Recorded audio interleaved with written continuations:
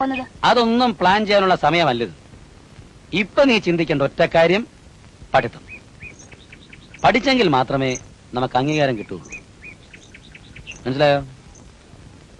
ഇപ്പൊ എന്താ ശാന്തൻ തേരാ പാരാ നടക്കുന്നത്? അവൻ പഠിക്കേണ്ട സമയത്ത് ഞാൻ പറഞ്ഞ പോലെ പഠിച്ചില്ല. നിനക്കെങ്കിലും അതുണ്ടാവരുത്. പ്രത്യേകിച്ച് നീ ഒരു പെൺകുട്ടിയാണ്, മറ്റൊരു വീട്ടിൽ പോയി ജീവിക്കേണ്ടവളാണ്. ആ വീട്ടിൽ നിനക്ക് അംഗീകാരം വേണമെന്നുണ്ടെങ്കിൽ നിനക്ക് പഠിപ്പ് വേണം, അതിനനുസരിച്ചുള്ള ജോലിയും വേണം.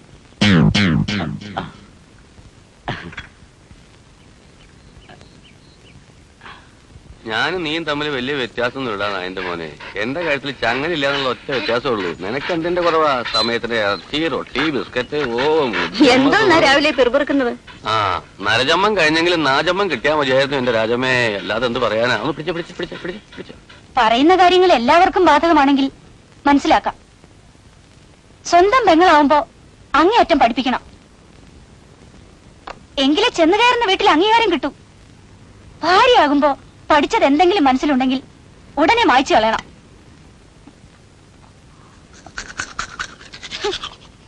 എന്താടി രാവിലെ ചേട്ടനെ പോയി മുട്ടിട്ട്? എനിക്ക് അപ്പോഴേ അറിയാം നിന്റെ കാര്യം പോക്കാന്നുള്ളത്. കൊണ്ടുവന്നിട്ടുണ്ടല്ലോ 50 രൂപയുടെ 100 രൂപയുടെ പുസ്തകങ്ങൾ കൊട്ടക്കണക്കിന്. പെങ്ങളെ പഠിപ്പിച്ച് പേഷ്കാരാക്കാൻ. പഠിച്ചോ. ഈ പുതിയ പുസ്തകം വാങ്ങിക്കുമ്പോ നല്ല രസമാണ്. പണ്ട് എനിക്കും അങ്ങനെയായിരുന്നു. അതിനൊരു നല്ല മണമുണ്ട് അല്ലേ അടുത്തമ്മേ? പക്ഷെ 2 മാസം കഴിയുമ്പോ ചേട്ടൻ ചോദിക്കും കംപ്ലീറ്റ് ഒന്ന് കാണാപ്പാടം പഠിച്ച് പറയാൻ. അതുകൊണ്ടാണ് ഞാൻ പഠിത്തം നിർത്തിയത്. ചേട്ടനെങ്കിലും വല്ലപ്പോഴും ഹോസ്റ്റലിലേക്ക് ഒന്ന് വന്നൂടെ? പോവാൻ എനിക്ക് വല്ല വിഷമം ഉണ്ടായിട്ടാണ് അടുത്തമ്മേ.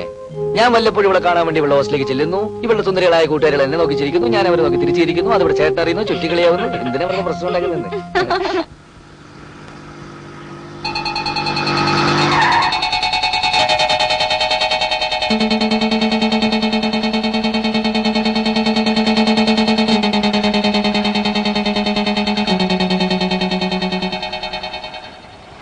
എന്തെങ്കിലും ദയവായിട്ട് തരണം.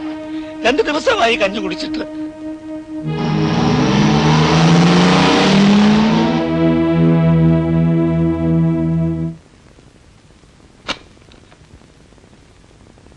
Double 4. Good morning sir. Good morning.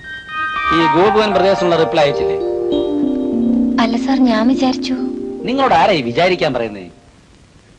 അല്ല സർ, ഞാൻ കരുതി. നിങ്ങളോട് ആരായി കരുതാൻ പറയുന്നേ?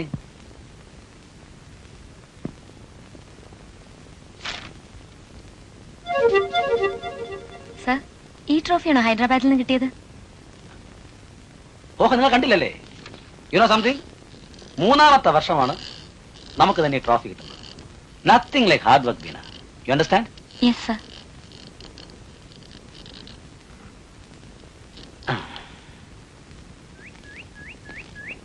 അല്ല, ഇതാര്?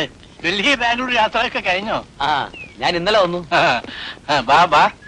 മാസ്റ്റർ പറഞ്ഞ മാഗസിനൊക്കെ ഇതിലുണ്ട്. നന്നായി ഇരിക്കെ. നിന്നെ കാണണമെന്ന് ഞാൻ വിചാരിച്ചിരിക്കായിരുന്നു. ആ സമയത്ത് തന്നെ വന്നു ചേർന്നു. നല്ല ലക്ഷണമാണ്. എന്താ മാസ്റ്റർ? ഇവിടെ നിന്ന് 30 കിലോമീറ്റർ അകലെ വളരെ വിഖ്യാതമായ ഒരു ക്ഷേത്രമുണ്ട്. ആ വിവരങ്ങൾ ഞാൻ എഴുതിത്തരാം. എല്ലാ മാസവും അവസാനത്തെ വെള്ളിയാഴ്ച നീയും ഭാര്യയും കൂടി അവിടെ പോണം.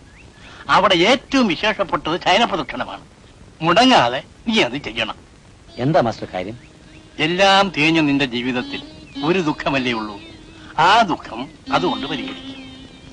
ഞാൻ പഠിപ്പിച്ച ഒരു കൃഷ്ണനുണ്ട്. അവനിപ്പോ ബിസിനസ് ഒക്കെ ആയിട്ട് കഴിയാണ്. അവനും 15 വർഷമായി കുട്ടികളില്ല. ഏതോ ഒരു സ്വാമി ഉപദേശത്തിന്റെ പേരില്ല അവൻ അവിടെ പോയതും ശയനപ്രദക്ഷിണം നടത്തിയത്. മെനഞ്ഞാന്ന് അവൻ ഭാര്യയും കുട്ടിയുമായി എന്നെ കാണാൻ വന്നിരുന്നു. അപ്പോഴാണ് നിന്നെ പറ്റി ഞാൻ ഓർത്തത്. അങ്ങനെ ഒരു വിശ്വാസമുണ്ടെങ്കിൽ നമുക്ക് എന്തുകൊണ്ട് ചെയ്യാൻ പാടില്ല? അങ്ങനെ ആവട്ടെ മാസ്റ്റർ. നമ്മുടെ ശാന്തൻ എങ്ങനെ ഇരിക്കുന്നു? ഒന്നും പറയണ്ട മാസ്റ്റർ, അവനാണ് എന്റെ ഏറ്റവും വലിയ പ്രശ്നം. അവൻ ഇനിയും ഉത്തരവാദിത്വം ഉണ്ടായിട്ടില്ല എന്നുള്ളതാണ്. ഒരു ചേട്ടൻ ഇങ്ങനെ കഷ്ടപ്പെടാനുണ്ടെന്ന് കരുതി അനിയനങ്ങ് ജീവിക്കാന്ന് വെച്ചാൽ നീ ഉദ്ദേശിക്കുന്ന പോലെ അല്ല അവൻ. അവനൊരു ദോഷവും വരില്ല. മറ്റുള്ളവരൊക്കെ നിന്നെപ്പറ്റി പറയുമ്പോ അവന് അഭിമാനമാണ്. നിന്റെ ഫാക്ടറിയിൽ എന്തോ തൊഴിൽ പ്രശ്നമുണ്ടെന്ന് കേട്ടു. ഒന്നും പറയണ്ട മാസ്റ്റർ, ഏതോ ഒരു തലതിരിഞ്ഞവൻ കൊടിയും പിടിച്ചിരിപ്പുണ്ട്, അത്രേ ഉള്ളൂ. സൂക്ഷിക്കണം. ഒരുത്തൻ കൊടി പിടിച്ചാൽ അവന് പറഞ്ഞാൽ മനസ്സിലാകും. കൊടിയുടെ എണ്ണം കൂടിയാൽ നമ്മുടെ ഭരണഘടന മാറ്റേണ്ടി വരും. ഇതങ്ങനല്ല മാസ്റ്റർ. എന്റെ അടുത്ത് ജോലി അന്വേഷിച്ചു വന്നൊരു തെണ്ടിയാണ് അവൻ. ആറനോട് ഇതൊക്കെ ചെയ്യാന്ന് വെച്ചാൽ അങ്ങനെയുള്ളതൊന്നും ഞാൻ അറിയുന്ന പ്രശ്നമേ ഇല്ല. എടാ, നിന്റെ ചേട്ടനുണ്ടല്ലോ, അവനെന്നെ ഭയങ്കര പേടിയാ. അവനെ ഞാൻ തല്ലി കണക്ക് നോക്കിയാ അവൻ എന്നെ കൊല്ലേണ്ട സമയം കഴിഞ്ഞു. പിന്നെ അവനെന്നെ തീറ്റിപ്പോറ്റുന്നത് അവന്റെ ഗുരുത്വം. പക്ഷേ ഞാൻ അന്ന് അവനെ തല്ലിയതുകൊണ്ട് അവൻ ഈ നിലയിലെത്തി. എന്നാൽ ആ കൈ വെച്ച് എന്നെ ഒരു പൂശമാവാ. അയ്യോ, എന്തിനാടാ കതിരെ വളം വെച്ച് കൈ നാശാക്കുന്നത്? കളിയാക്കാതെ. മന്ത്രിയാവുന്ന എന്റെ ജാതകത്തില് അറിയോ? അത് ചിലപ്പോ ആയെന്ന് വരും. അതിനുള്ള വിദ്യാഭ്യാസമല്ലേ നിനക്ക്? ഒരുപാട് അങ്ങ് ഊതാതെ. 4 യൂണിയൻ എന്റെ കൂടെ. ഇനിയിപ്പോ യൂണിയൻ പ്രവർത്തനം ഇല്ലാഞ്ഞിട്ട് മന്ത്രിയായില്ലെന്ന് വേണ്ട. എടാ മോനെ, നീ അബദ്ധത്തിന് മന്ത്രി ആവുമ്പോ ഈ അമ്മാവനെ ഗൺമാനാക്കാൻ പറ്റില്ല. നീ ആക്കില്ലേ? ആക്കാൻ പറ്റില്ല. നീ ആക്കില്ലടാ. പറ്റില്ല. നീ ആക്കില്ലെന്ന് എനിക്ക് അറിയാം. ഈ അമ്മാവന് ആരില്ലാത്തോണ്ടല്ലടാ പറയണത്. എന്തത്? ഇവിടുന്ന് ഇറങ്ങിപ്പോയ അമ്മാവന്റെ ഗതി കേട്ടടാ. ആക്കില്ലടാ. നീ ആക്കില്ലെന്ന് എനിക്കറിയാം. ഈ ഗംഗാൻ ആരുമില്ല. ഈ ഗംഗാൻ ആരുമില്ലടാ. അതുകൊണ്ട് അവരവിടെ ശാന്തൻ. അച്ഛന്റെ സ്വഭാവം തന്നെയാ. ആഹാരം കഴിക്കുമ്പോ എല്ലാരും അടുത്ത് വേണം. അതല്ലേ അമ്മ ഒരു സുഖം. എവിടെ ആയിരുന്നത് അവര്? അമ്മാവൻ നനച്ചോണ്ടിരിക്കുന്നു. വെള്ളം, പച്ചവെള്ളം. ഇങ്ങും അടുത്തോട്ടേ അമ്മാവാ. എന്തിനാ 1 കിലോമീറ്റർ ദൂരെ പോയിരിക്കുന്നേ? നീ തന്നെയാണല്ലോ എപ്പോഴും പറയാറുള്ളത് ഒരകൽച്ച നല്ലതാണെന്ന്. എന്താ അമ്മാവൻ പറഞ്ഞത്? അത് ഗംഗാധരൻ നിനക്കിട്ടൊന്ന് വെച്ചതാ. എന്റെ അമ്മാവനല്ലേ അമ്മേ, മോശക്കാരനാവൂ?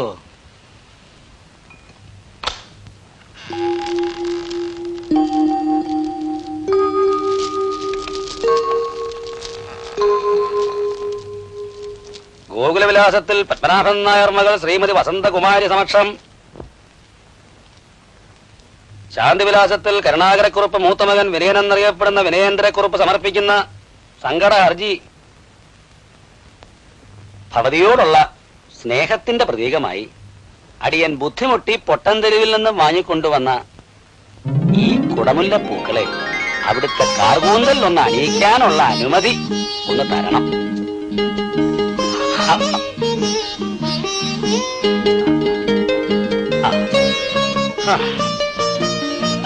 കഴിഞ്ഞതൊക്കെ കഴിഞ്ഞു. ഇനി മുതൽ നമ്മളൊരു പുതിയ ജീവിതത്തിലേക്ക് കാലൂന്നുകയാണ്. വേണ്ട വേണ്ട. 8 വർഷത്തിനുള്ളിൽ കുറെ തവണ കാലൂന്നിയതാ പുതിയ ജീവിതത്തിലേക്ക്. ഈ മുല്ലപ്പൂവിന്റെ മണം മാറുമ്പോ നിങ്ങളുടെ മട്ടും ഭാവവും മാറും. ആ മട്ടും ഭാവവും നീ ഇനി കാണണ്ട. ഉള്ള സമയം കളയാതെ നീ കോടതി പോയി പ്രാക്ടീസ് ചെയ്യടി. വിശ്വസിക്കാൻ വയ്യല്ലേ, ഈ മൂരാച്ചി നായരുടെ ഉള്ളിലും ഒരു കൊച്ചു ഹൃദയമൊക്കെ ഉണ്ട്. അങ്ങോട്ട് നീരി. പിന്നൊരു കാര്യം, തിരക്ക് പിടിച്ച വക്കീലായി പോയെന്ന് പറഞ്ഞ് എന്റെ കുഞ്ഞിനെ ഗർഭം ധരിക്കാനും പ്രസവിക്കാനുള്ള സമയമില്ലെന്ന് മാത്രം പറഞ്ഞേക്കരുത്. കളിയാക്കാണോ? അല്ലേ?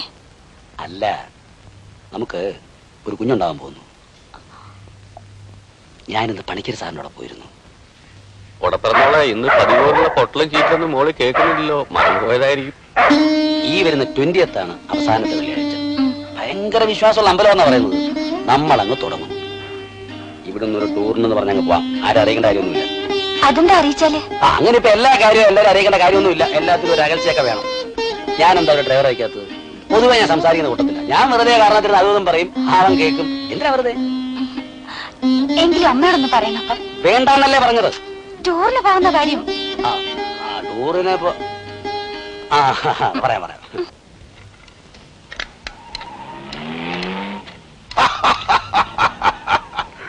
ഇത്രയുള്ളൂ സാധനം.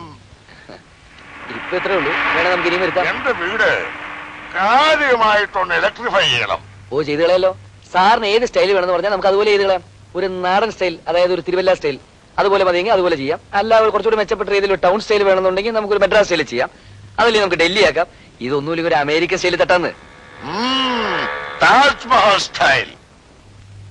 ഞാൻ ഉദ്ദേശിക്കുന്നത് ഒരു മുഗൾ സ്റ്റൈൽ, അതായത് മുഹമ്മദ് ബിൻ തുഗ്ലക് സ്റ്റൈൽ. അത് കണ്ടപ്പോഴേ മനസ്സിലായി. നമുക്ക് ആദ്യം പോയി വീടൊന്ന് കാണാം.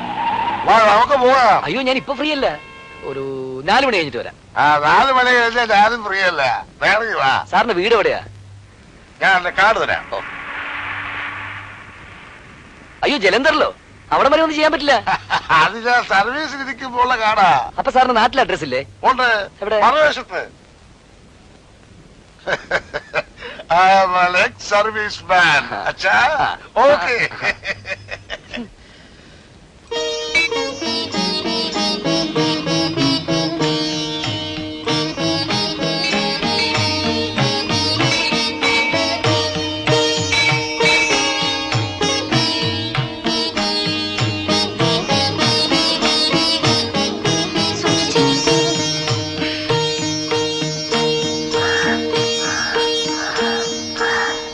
അയ്യോ അയ്യോ